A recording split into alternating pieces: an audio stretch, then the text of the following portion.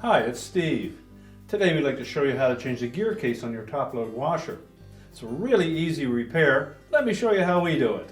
Now, to do this repair, we will need to lay the washer on its back or its side. So before we begin, we'll start by turning off the inlet water supply, removing the fill hoses and the drain hose, and also disconnect power to the washer by unplugging it. Then we're going to pull it up far enough so that we have room enough to tilt it on its back and we can do the repair. Now, before we lay the washer on its back, we're going to tape the lid closed because it's a fairly heavy lid and they are spring loaded.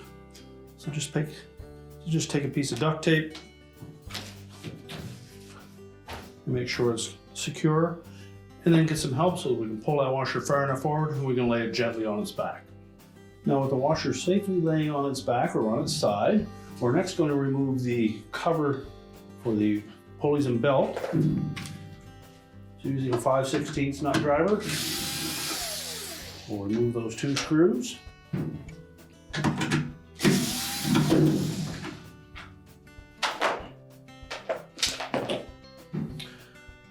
Next, we'll remove the belt from the pulleys.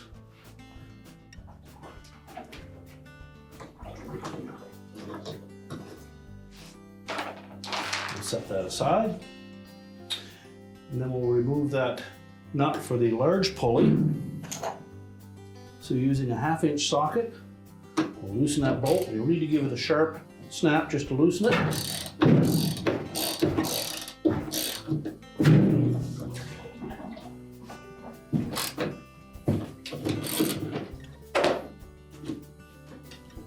Once we've loosened that nut, just take it off. Slide the pulley straight off of the shaft and set that aside. And next we'll take the motor off. So we'll begin by disconnecting the wire harness. Simply release the locking tab and unplug it. And also pull the wire retaining strap out of that opening. If it doesn't pull out easily by hand, take a pair of needle nose pliers and just pry that arrowhead fastener out of that hole.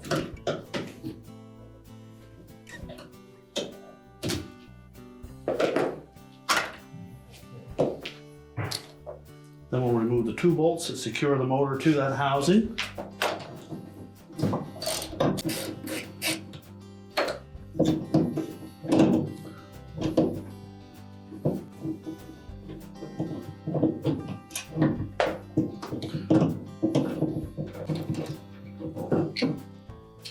And lift the motor out and set that aside.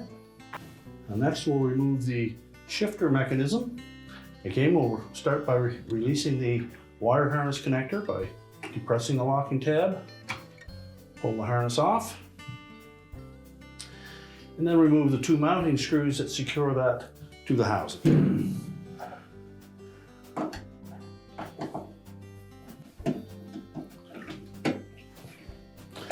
And just carefully lift that away from the housing and set that aside. So next we'll remove that splutch assembly. Simply grasp it and we'll turn it counterclockwise. That'll release the 4 legs from those slotted openings.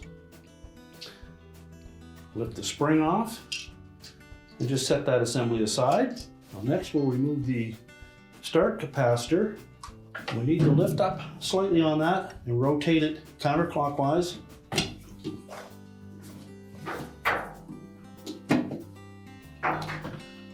That will allow this star-shaped piece to line up with the corners of that square opening.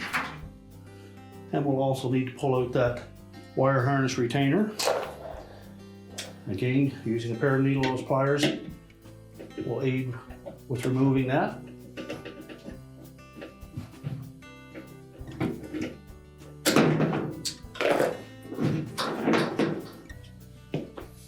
And then remove one last wire harness clip at the bottom, and that just fits onto the edge of the housing. All that remains now is to remove the 4 mounting bolts, then we can lift that gear case out of the outer tub.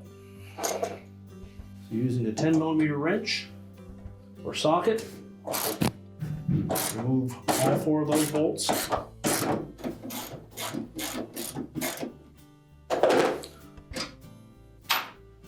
So if you find that will not pull out easily, you may have to tilt the washer back up and remove the inner basket.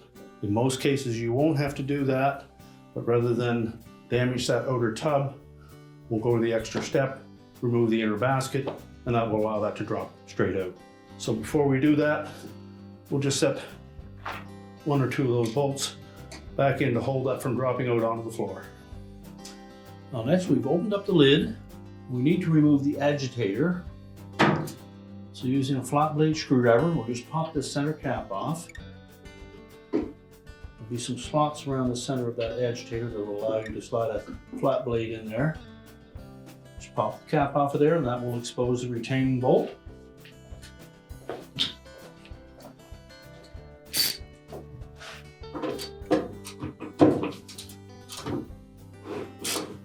You may need to hold that agitator in place while you remove that bolt or loosen that bolt.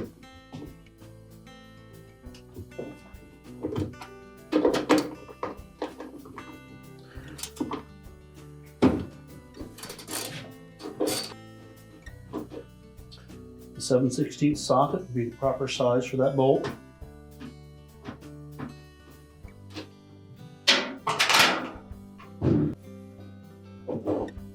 Then just lift it off of the spline, remove that and set it aside.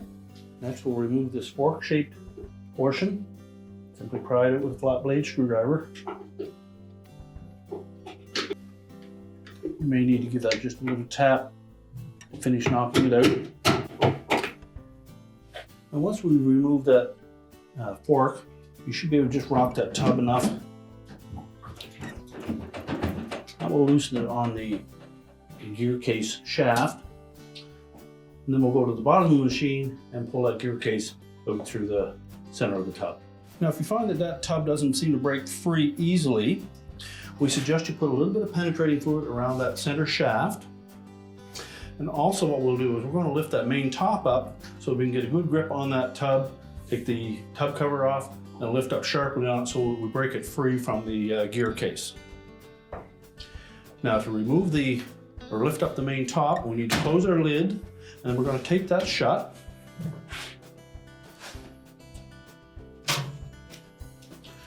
Just take a piece of duct tape, tape the lid shut, and we're going to remove the 2 screws that secure that whole main top to the back panel. So first we'll need to remove this little protective cover. There's a single screw on the left side of that. Remove that 1/4-inch hexhead screw. Just pivot that around and lift it out of the 2 slotted openings on the right side. And then we're going to remove these 2 screws that secure that back panel support to the main top. Again, they're 1/4-inch hexhead screws. Once we remove those, we're then just going to pull that main top slightly forward, lift up on it, and then we can tilt it back. So we'll leave our duct tape in place. We're just going to pull slightly forward on that whole main top. You should be able to lift it up about 1/4 inch and push it back slightly, and then we can lift it up.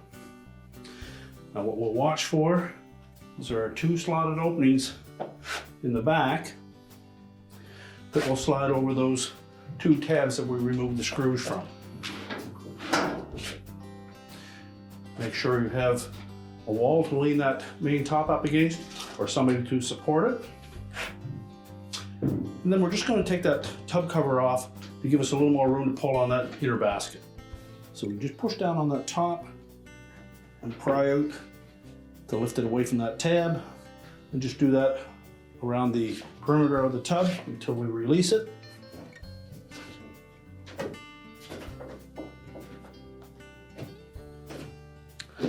And if need be, you can take a small flat blade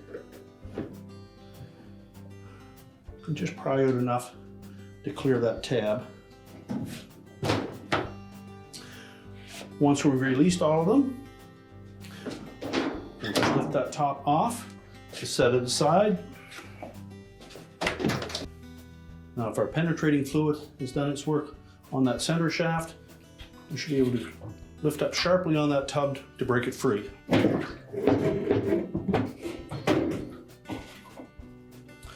Once we've broken it free, you can either leave it in there or pull it out completely.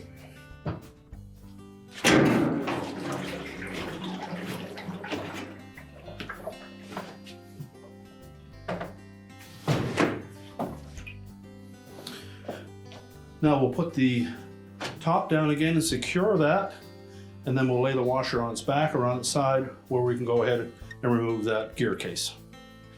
Putting the top down, let it sit down into place, pull it slightly forward until it drops down flush along the side, push it back until it locks in place, and then secure it with one or both of the screws on the back. And once we have all four of those bolts out, we'll simply grasp that housing and use caution because there may be some sharp edges on that steel, so you may want to use some protective gloves.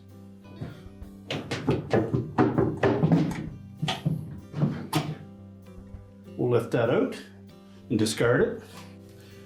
Now with the gear case removed, we're next going to clean this opening, remove any debris, make sure that there is no damage to that opening.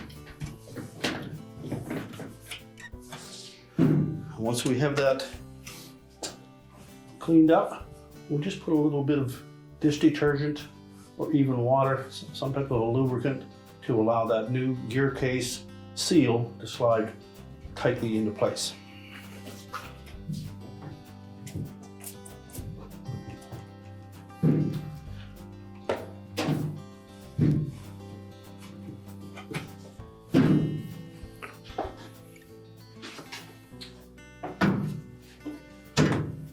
You can also lubricate that seal itself if you wish.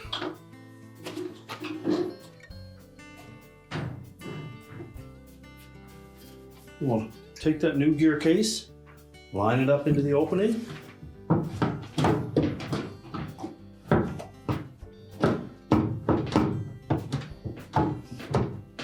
Just rock it gently into place.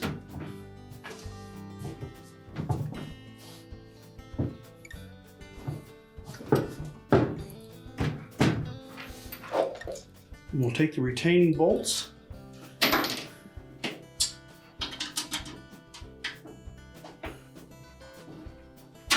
and we'll just bring those up snug to that metal case.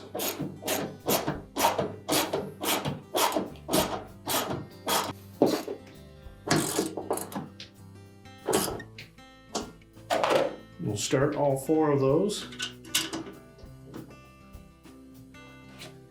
And we'll tighten them individually, but in sequence so that we don't jam that center seal and cause a potential leak.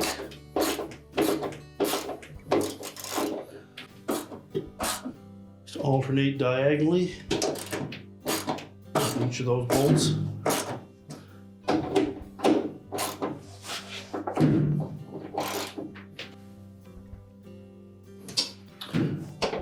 And just make sure they're all nice and snug. But take care not to over tighten them and potentially strip that outer tub. We'll then reposition that capacitor. Just line up that locking tab on the bottom by inserting it at an angle. And then while putting pressure on it, rotate it until it locks in place. If those harness clips are still in good shape, you should be able to just press those back into the openings. If not, there are a couple included with the kit. You simply cut the old one off and install the new one. Now when installing the splutch assembly, make sure it's assembled in the proper manner. That tab pointing up, that piece goes in the middle, and the gear piece on the bottom. So we'll flip that over, and then we need to line that up. These tabs will only go one way. So make sure it's seated firmly against the metal housing and rotate it clockwise.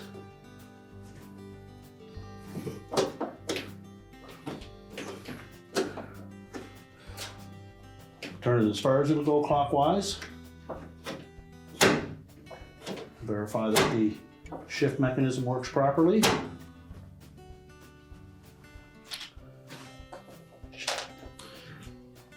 We'll then install the shifter motor and sensor assembly.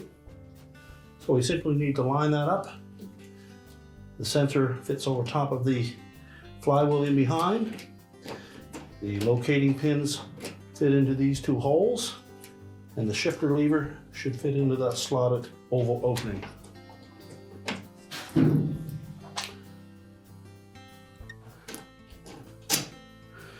We'll secure it with the two mounting screws.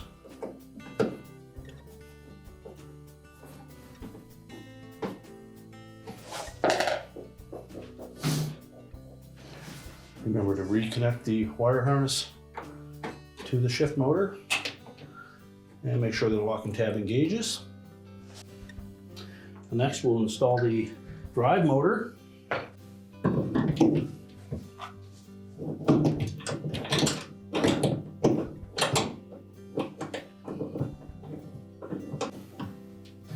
We just need to make sure that we install it so that the motor connector is in that upper left-hand corner.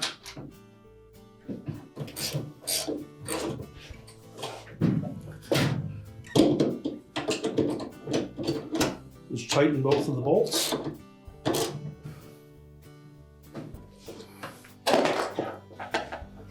Secure the wire harness. Make sure that locking tab engages. Now ready to put the drive pulley on. Just line it up with the spline on that gear case housing.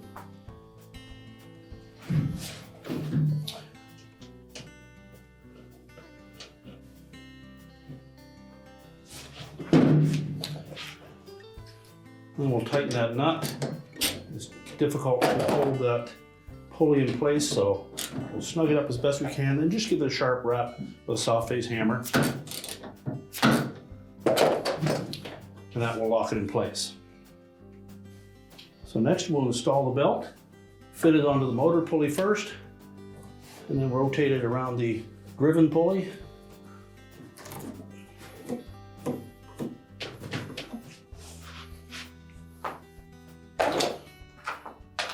We're now ready to reinstall the belt cover.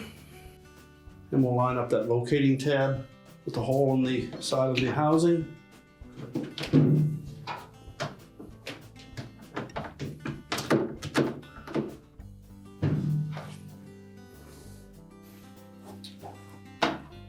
And then secure it with the screws.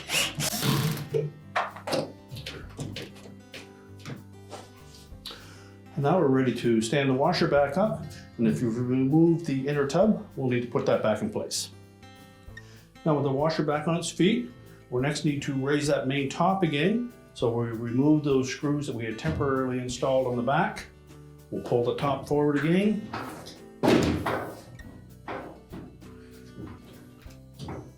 Lift it up, push it back until the hinges line up. Make sure that those tabs went through those openings, and that the top and lid are supported. We can now take and reinstall that inner basket. We'll take our inner basket, we'll carefully lower that down over that center shaft.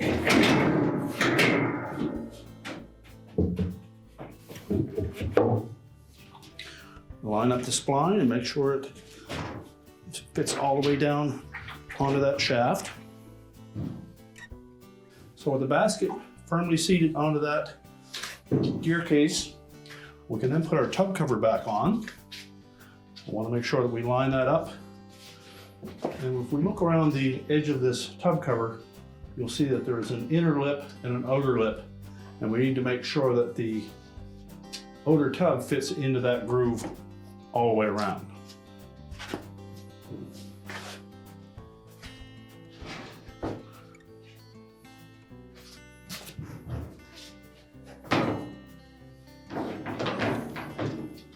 There's one spot in the left rear corner that the drain has to line up on.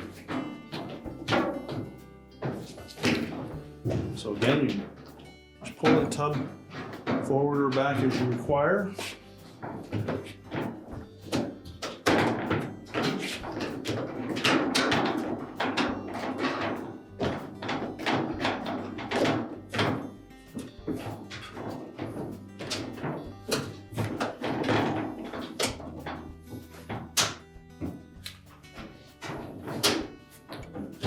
And just work your way around. Make sure those locking tabs engage.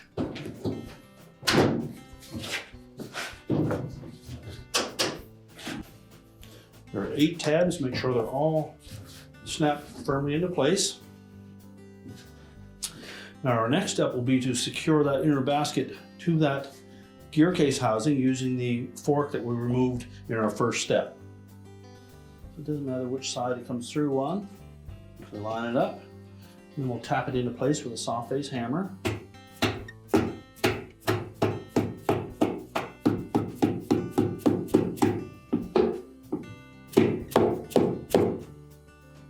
Simply lower it onto the shaft, line up the spline, and it should sit down flush.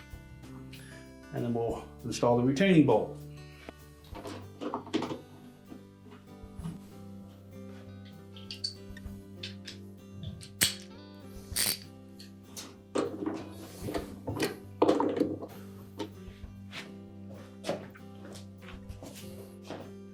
And again, we'll just give that a little tap with the hammer to tighten it.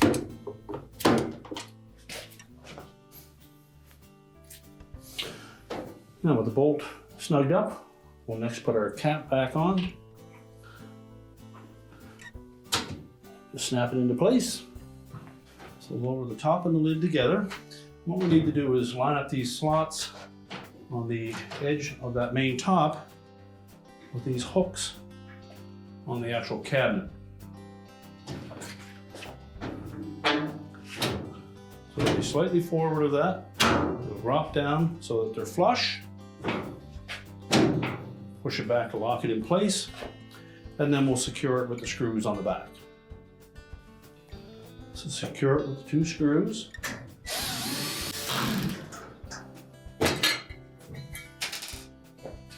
Reinstall the cover, making sure those 2 tabs fit into these 2 slotted openings. Pivot it around. Should tuck into that opening in the console. And secure it with the 1 screw.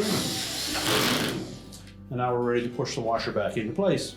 We're now ready to push the washer back into place. Reconnect the inlet fill hoses, turn them on to make sure we have no leaks. Reconnect the power, and your repair is complete.